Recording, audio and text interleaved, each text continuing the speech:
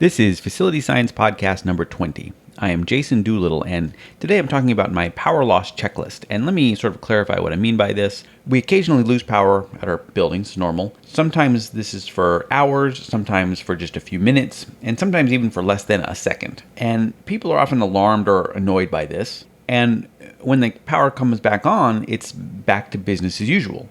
Or so it appears, but maybe not. There are often things that happen even in the briefest sub-second power disturbances that won't be apparent for hours or even sometimes days. And the idea here is that if we recognize what those things might be, we can check on them when power is restored and prevent the bigger problems. And this is something I started doing a long time ago, and it's worked out pretty well. Obviously, it needs to be adapted to your specific circumstances, so I'm just going to kind of dump out my thoughts on the topic, and hopefully that will be useful to help you refine your own thinking. You can find my notes for this at facilityscience.com. If you like this podcast and want to help me keep making it, head over to facilityscience.com/support. From there, you can click through to amazon.com, and Amazon will give me a small referral percentage for anything you buy after following my link at no additional cost to you. There's also a PayPal donation option and a couple of cryptocurrency options. Making this podcast takes a lot of my time, and delivering it to you reliably cost real money, so anything you contribute would be really helpful. And another good way to support this podcast would be to share it with anyone you think might benefit from listening. So now back to the topic. So first, I think I want to talk about a few things to think about before the power goes out. And just sort of three categories of these are lighting, door security, and ventilation. And this isn't meant to be comprehensive. It's just sort of my ideas. So again, extrapolate this into your own circumstances. So life safety codes and regulations require us to provide adequate lighting of the means of egress. That's the way people get out of the building. And that's from FSP0020, the life safety code in the US. And if your building hasn't been changed much from its original design and you've been keeping up on your battery maintenance, this might be all you need. However, there are some areas that aren't really covered by the egress lighting codes, and also there might have been some changes made to the building that didn't properly take power loss lighting into account. So as you walk around your building, think about where people might be when the power goes out and what they might need to do in that kind of situation. And most people will probably be pretty comfortable in their office or their normal workspace. But what about places like restrooms or storage rooms or elevators, walk-in refrigeration cabinets? Do these areas have adequate battery-backed lighting? And even where battery-backed lighting isn't strictly required, it might still serve the building occupants to provide it. And with many LED lighting options, which require much smaller batteries than we've needed in the past, this is more affordable than it's ever been. All right, now door security, you have things like magnetic hold open devices or magnetic locking devices, hold closed devices, or request to exit devices that operate some type of electric locking mechanism, or any number of other similar types of devices. And these devices rely on power for their operation. So just like the lighting, if your building was designed by, professional door security designers or whatever, and you haven't made any changes, everything probably works as you would want it to. In real life, though, circumstances change and usage patterns reveal issues that cause us to maybe add or remove or change devices without maybe thinking about the unintended consequences of these changes. So as you're walking around your building, again, using the doors and the security devices, think about how the door locking mechanisms will act without power. Will they fail secure, or will they fail open? And does this match your desired operation? And then the third one I was going to bring up was ventilation. So in many cases, ventilation is a life safety issue. Sometimes we use ventilation to create negative pressure for containment of potentially hazardous materials or to prevent buildup of toxic or flammable chemicals. And probably if you operate a facility that includes this type of functionality, you already have procedures in place to protect personnel in case of power loss. In any case, it doesn't really hurt to think about this and make sure the procedures are adequate and properly being followed. Okay, so now while the power is out, what can we do? So usually when the power is out, it's just a waiting game. Your staff may just be sitting around waiting for the power to return, and then react to whatever problems might arise. If you are prepared ahead of time, though, you can potentially use that unexpected inconvenient power loss event as a convenient time to do some power loss testing and maintenance. So when the power goes out, start your stopwatch and get to work. So a few things off the top of my head that fit into this category of things is, first is the lighting that I was talking about before. According to NFPA 101, that's the life safety code that talks about emergency lighting, you should be testing your emergency lighting for 30 seconds every month and for 90 minutes once a year. So if that outage, the power loss condition, falls within your maintenance window, you can potentially use the unplanned downtime to do the planned maintenance of evaluating the condition of the batteries in the emergency lighting. The second one is, again, we're talking about the electric door locks that I had mentioned before. In many cases, we have these electric locks that are supposed to do something in particular when the power is out. Maybe they're supposed to be battery powered and continue to function normally. Maybe they should fail safe, as in unlocked. Maybe they should fail secure, as in locked. And when the power goes out, you can check these things. You can swipe the cards and press the buttons and push the latches and whatever is relevant and make sure everything works as you expect. And then UPS systems is another big one. I mean, uninterruptible power supplies, UPS. Use the time to check whether your UPSs are working as intended.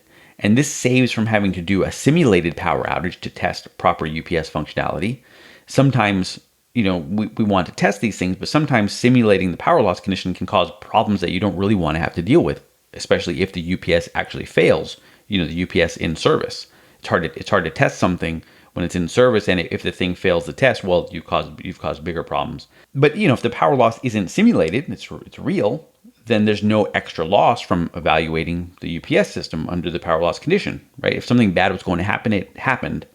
And you can then record the result of the test and not have to do the simulated test later.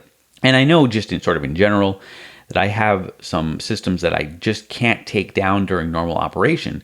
The business wants them running with only very little downtime for maintenance, or really no downtime for maintenance, if they could really have their way. So in general, we can look for ways to use these unexpected power loss events as opportunities to do work that's hard to do under normal circumstances. Now, obviously, this can be tricky because maybe it's hard to tell how long the power will be out, but it's worth thinking about. Now, after the power comes back on, which is kind of really where I started with this topic, and I'm just sort of getting to it, we wish that everything would automatically go back to normal. And sometimes it does, but often it doesn't. And, sometimes fuses blow and breakers trip, and controllers and computers hang, or they drop their settings, or they go back to some default. Batteries get damaged, timers lose time. And without a plan, we often won't find out about these things until much later when it's a bigger problem. And so a few examples to get this idea across. One example is controller weirdness. So I had a rooftop air conditioning unit that would sometimes come back up after a power loss in unoccupied mode, right? So the power would go out, and when it came back on, the unit wasn't working properly. It didn't do this always, maybe not even often, but it just sometimes did this for some reason. And the first time this happened, we get a call hours after the power event informing us that the space is too warm. And we go look at the unit, and everything on the unit looks weird. All the set points are wrong. It wasn't immediately apparent what was happening because the building is occupied 24/7, so we never run that unit in unoccupied mode. And after that, we made sure to check that issue each time we had a power event until the problem was ultimately resolved, I think, with an update to its program, if I recall, something like that. Another thing that goes wrong in these power loss conditions is three-phase devices have problems. So sometimes on a three-phase power system, you only lose one phase. And in this case, a three-phase, say, motor or pump will try to pull more current from the other two phases, try to maintain the same amount of power, which might cause an overcurrent condition on those other phases, resulting in blown fuses or tripped breakers. And dropping a phase for even a second while a motor is running heavily loaded can cause this kind of thing to happen, which will shut down the motor. And I can give a few examples of this. So I have a reverse osmosis water purification system feeding a deionized water system for a laboratory. And the reverse osmosis process has a three-phase motor pump. And if that motor isn't able to run, in the context of the whole deionized water system, there will eventually be an expensive and potentially mission-interrupting cascade of failures in the system. And eventually, could mean many hours later at obviously the most inconvenient time with no outward indication that this is going to happen at the time of the failure. And in this case, there was no monitoring on that particular motor. So a simple power event that caused no apparent problem at the time, but since the power event occurred while the pump was running, the overload device feeding the pump tripped, which ended up causing a big problem later. And that particular problem didn't happen again because we made sure after that to check on the pump every time there was a power event until we were able to set up a proper monitoring for that pump so that wouldn't be an issue in the future. Another example of this was with a VFD, a variable frequency drive, on a rooftop air conditioning unit. A phase loss caused an overload condition in the VFD, so the VFD disconnected the blower motor and didn't automatically reset itself when power returned to normal. And this particular VFD is not original to the unit. It's a retrofit, so it's not fully integrated into the unit's control system.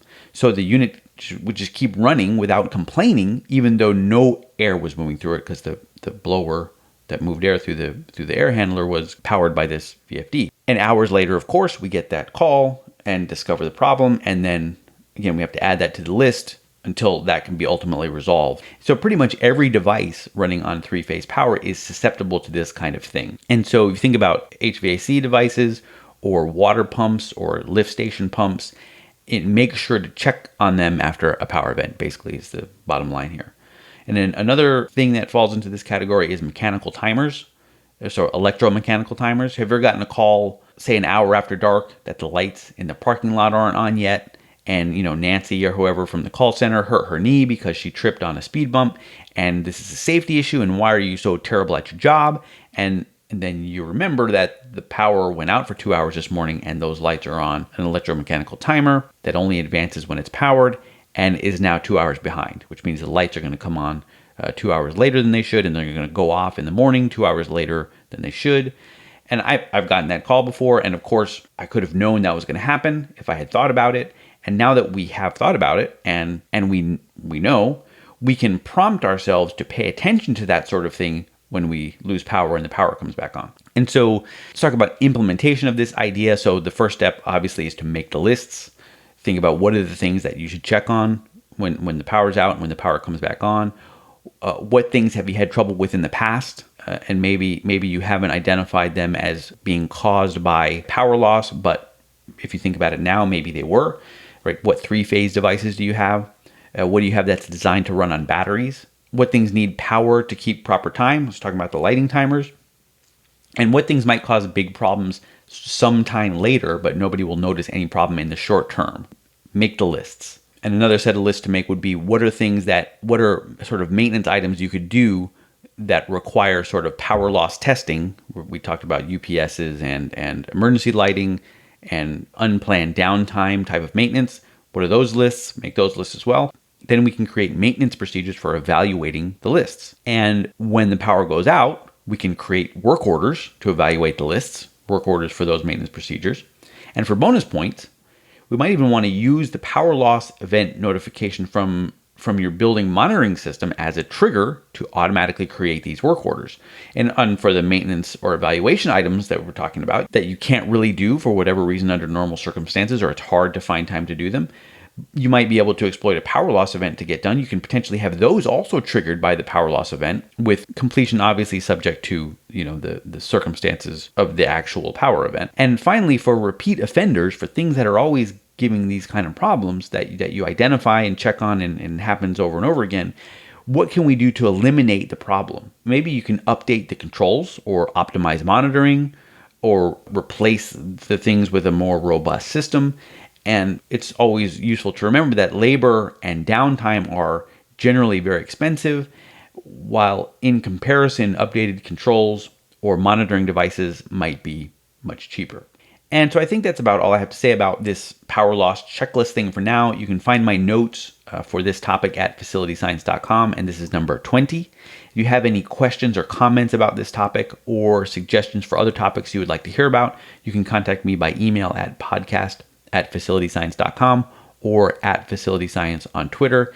If you like this podcast and want to help me keep making it, head over to facilityscience.com/support and see if any of the support options there appeal to you. And as usual, I hope you found this to be useful, and thanks for listening.